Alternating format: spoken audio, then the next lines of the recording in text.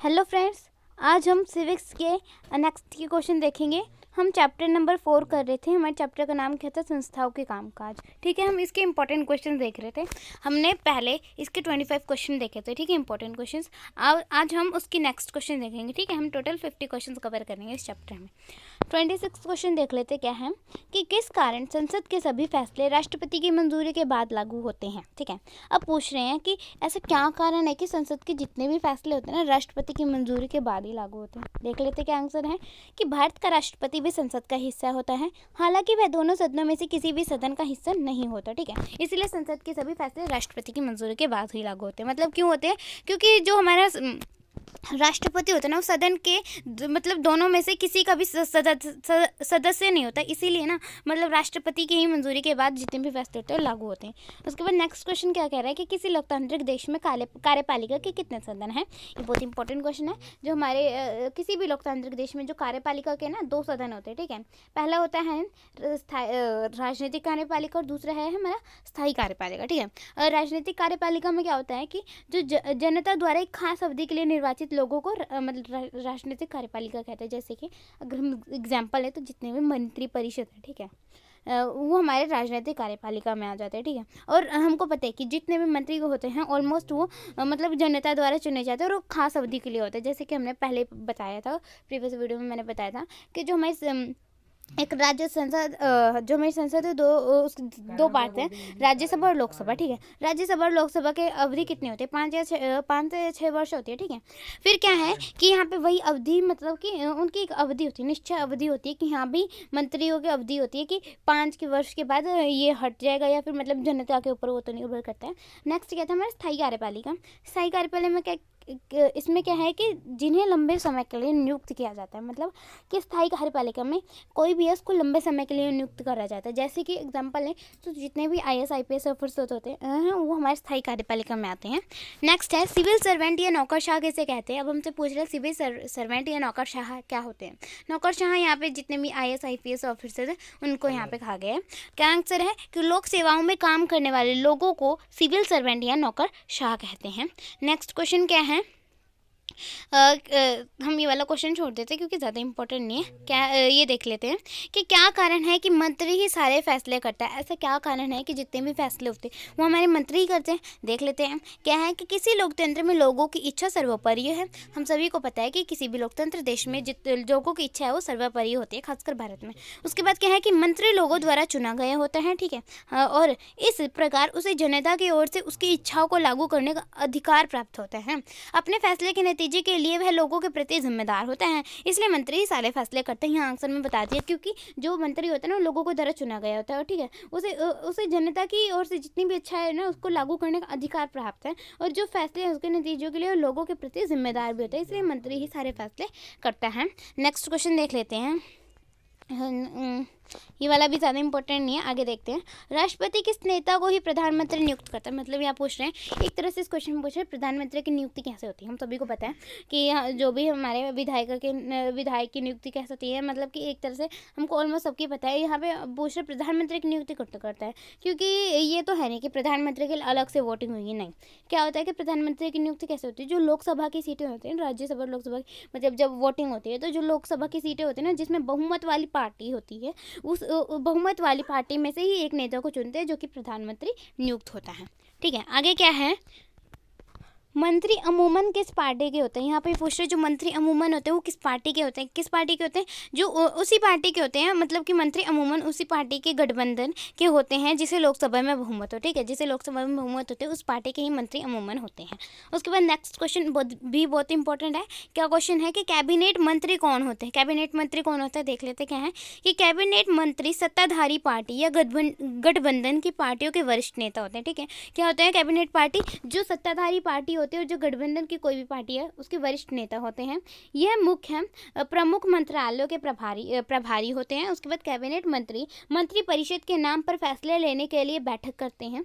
इस तरह कैबिनेट मंत्री परिषद का शीर्ष समूह होता है। ठीक है, इसमें लगभग 20 मंत्री होते हैं। मेन क्या है कि जो कैबिनेट मंत्री क्या होता है कि कोई भी सत्ताधारी पार्टी है उस पार्टी का वरिष्ठ नेता होता है। उसके बाद क्या है कि जो कैबिनेट मंत्री है वो मंत्री परिषद का शीर्ष समूह होता है और उसमें लगभग 20 मंत्री होते हैं। आगे देख लेते हैं कि स्वतंत्र प्रभार वाले राज्य मंत्री कौन होते हैं? अब हमसे पूछ रहे स्वतंत्र प्रभार वाले राज्य मंत्री कौन होते हैं? राज्य अमूमन छोटे मंत्रालयों के प्रभारी होते हैं। जो स्वतंत्र प्रभाव वाले राज्य मंत्री होते हैं वो छोटे मंत्रालयों के प्रभारी होते हैं। वे विशेष रूप से आमंत्रित किए जाने पर ही कैबिनेट की बैठकों में हिस्सा लेते हैं। नेक्स्ट क्वेश्चन देख लेते हैं कि जो हमारा राज्य मंत्री कौन होता है? राज्य मंत्री अपने विभाग के कैबिनेट मंत्रालयों से जुड़े होते हैं और उसकी सहायता करते हैं। उसके बाद ये वाला क्वेश्चन भी ज़्यादा इंपॉर्टेंट है, उसने हम छोड़ देते हैं। 38 क्वेश्चन देखते हैं। क्या है कि प्रधानमंत्री के अधिकार लिखें। ये भी बहुत इंपॉर्टेंट क्वेश्चन है कि प्रधानमंत्री का अधिकार पूछो, प्रधानमंत्री के पास क्या क्या अधिकार है। हमारे जो सरकार के प्रमुख होने के नाते प्रधानमंत्री पे व्यापक अधिकार है। ठीक है, यहाँ पर नंबरिंग गलत है। ये फर्स्ट पॉइंट यहाँ से है कि वह कैबिनेट की अध्यक्षता करते हैं। जो हमारे प्रधानमंत्री होते हैं जो कैबिनेट की अध्यक्षता करता है। ठीक है, और उसके बाद क्या है कि विभागों के विवाद के मामले में प्रधानमंत्री का निर्णय ही अंतिम माना जाता है। मतलब कोई भी विभाग है वहाँ के जो कोई भी विवाद हो गया तो जो प्रधानमंत्री का निर्णय होगा वो अंतिम निर्णय होगा।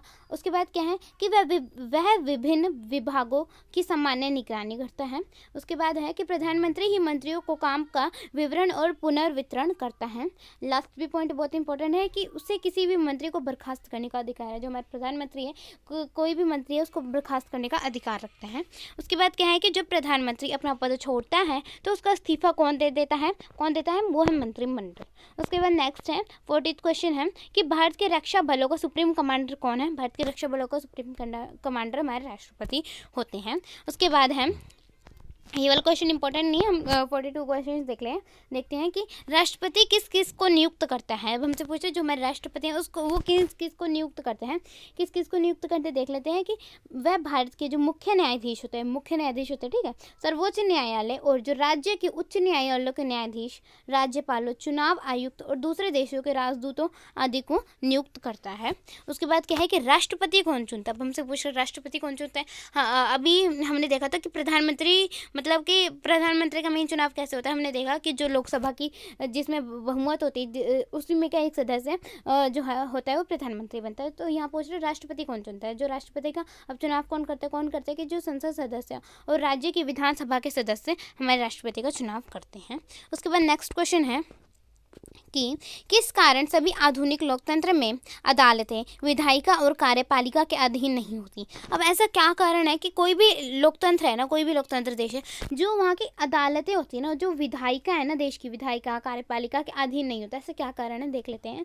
न्यायपालिका की स्वतंत्रता का मतलब है कि वह कार्यपालिका और विधायिका के नियंत्रण, यहाँ विधायिका है, ठीक है, विधानपालिका नहीं है, विधायिका के नियंत्रण में नहीं है।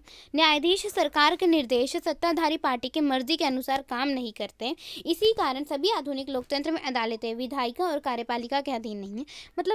मतलब कि क्यों नहीं है, क्योंकि जैसे कि अगर अदालतें हमारी विधायिका और कार्यपालिका के अधीन रहेंगी तो ऑब्वियसली कोई भी अगर न्याय का चीज़ होगी तो अगर किसी भी अगर मंत्री पे केस चल रहा हो तो फिर क्या करेगा मंत्री। अगर ऑब्वियसली अगर वो कार्यपालिका विधायिका के अंडर में होएगा तो मंत्री की बात सुनेगा ना, दूसरे का न्याय नहीं हो पाएगा। इसलिए जो हमारी अदालतें होती है ना, मतलब वो ना स्वतंत्र होती हैं, उनके पास विधायिका और कार्यपालिका को कोई भी नियंत्रण नहीं होता।